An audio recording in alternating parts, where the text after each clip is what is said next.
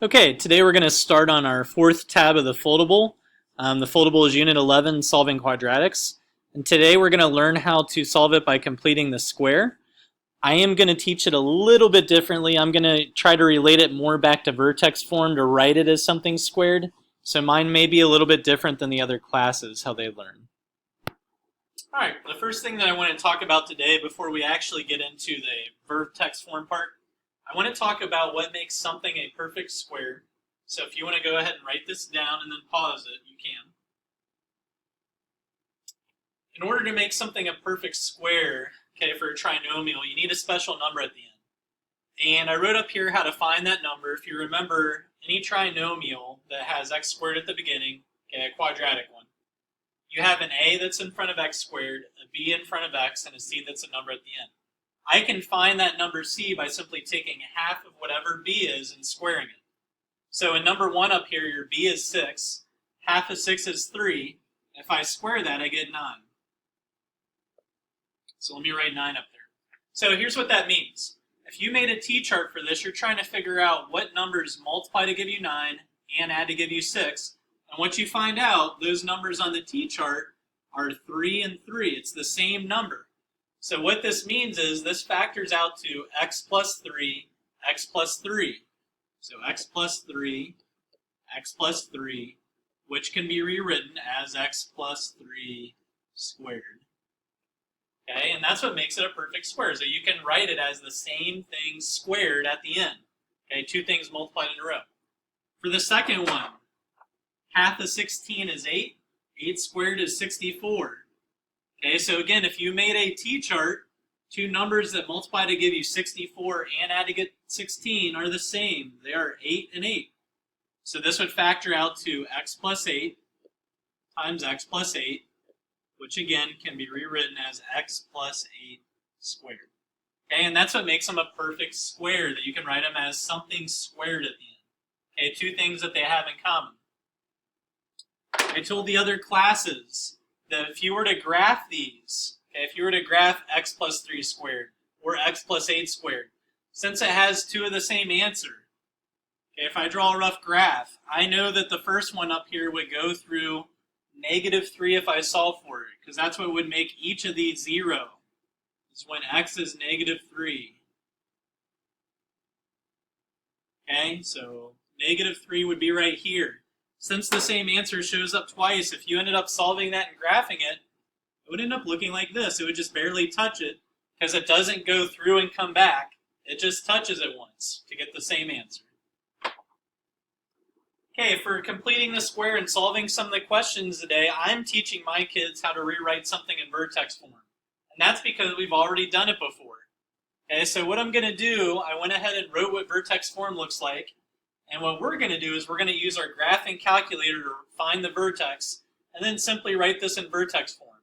Okay, so let me go ahead and switch to my calculator and go ahead and graph the equation 2x squared plus 4x plus 5.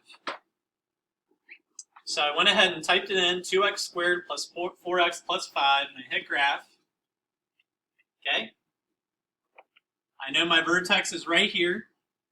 It's going to end up being a minimum. So if you remember, what we end up doing is we hit second trace, and I hit 3 for minimum. And I'm going to pick an x value on the left and one on the right. An easy one all the way to the left is -10. One on the right is +10. And then remember, hit enter one more time at the end.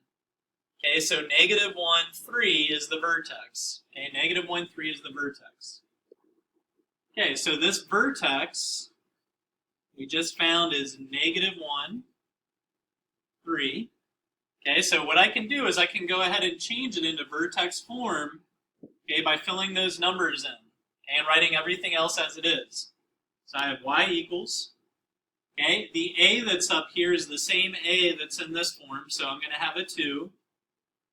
I'm going to go ahead and write the x squared. And if you notice, this says minus h, so that really means the opposite of h, okay? This is the x coordinate, so I'm really putting the opposite of that coordinate in there, so that should be +1. And then k ends up being your y coordinate at the end exactly, so +3. So that's the vertex form, just kind of a recap. what I'm going to do is use that to solve some of the problems that we're going to do here in a minute. Okay, so here's problem number 1 that we're going to do. First thing I would do, get 0 on the other side, because we're taught to do that a lot. So I'm going to subtract 1 first on both sides. So I can really rewrite this problem as 3x squared minus 12x minus 15 equals 0. Okay, so I have that there. And here's what I'm going to do on this problem. The first thing you should check, okay, the first thing you should check is, can I make a t-chart and solve that problem? Okay, can I factor it?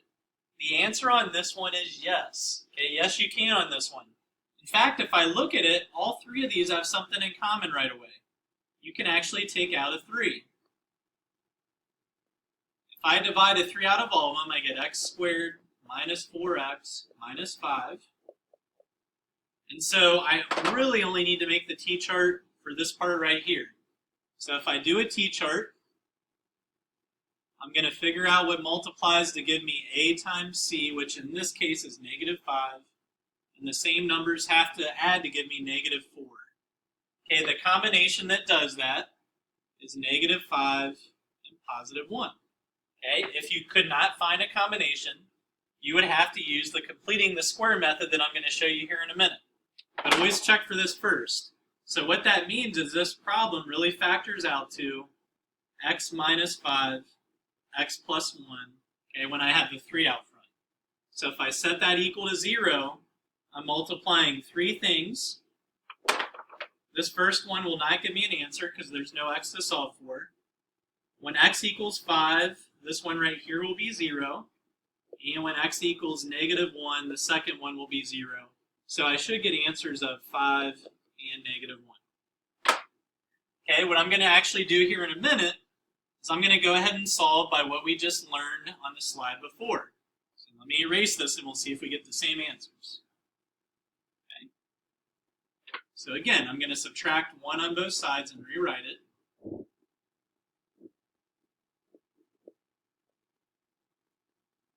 Okay. Let's say I made a t-chart. I couldn't find a number combination, then you would have to use this method right now. Okay, so let's assume I made a t-chart, couldn't find a combination. So again, what I'm going to do is I'm going to change this right here into vertex form. Okay, and I'm going to use that to solve the problem. Okay, so let's use our calculator and find the vertex.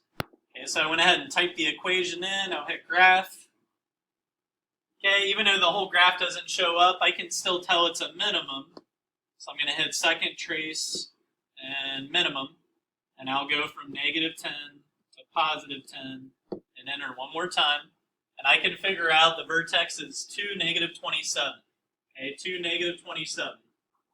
So my vertex is 2, negative 27.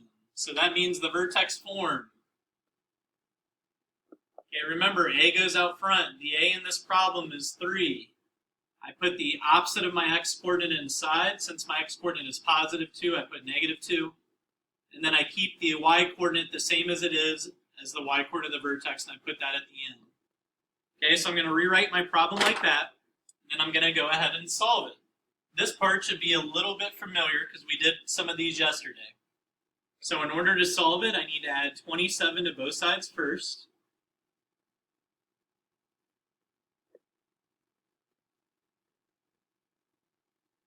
Then I'm going to divide both sides by 3.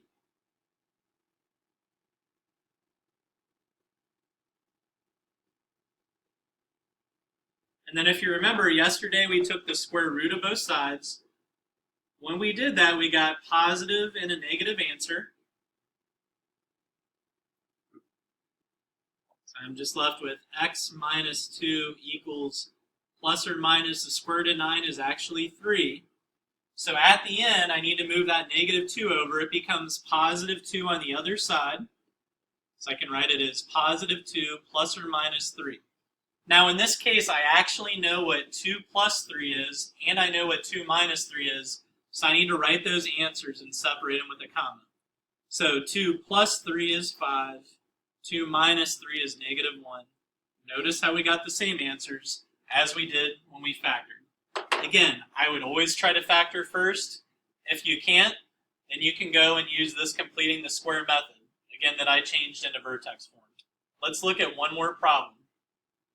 Okay, on this problem, same thing we did last time. Let's move the -4 to the other side. So it will become +4 over here, so we have 0. If you try to make a t-chart, you're going to see what multiplies to give you 4 and adds to give you -8. I'm sorry, +8. So what multiplies to give you +4 and adds to give you +8? There are no such numbers that do that. Okay, so yes, you have to use the method we just learned. So what you'll do is you'll find the vertex, because I'm going to rewrite this in vertex form. If you go to the graphing calculator and find your vertex for this one, it should be 4, 20. So what the form will look like,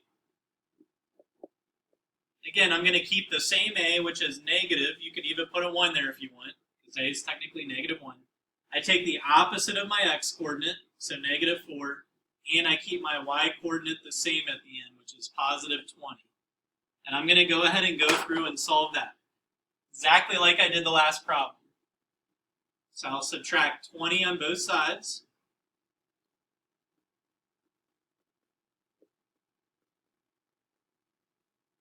And then I'll get rid of this -1 that's out front by dividing by it. It's pretty much the same steps we just did.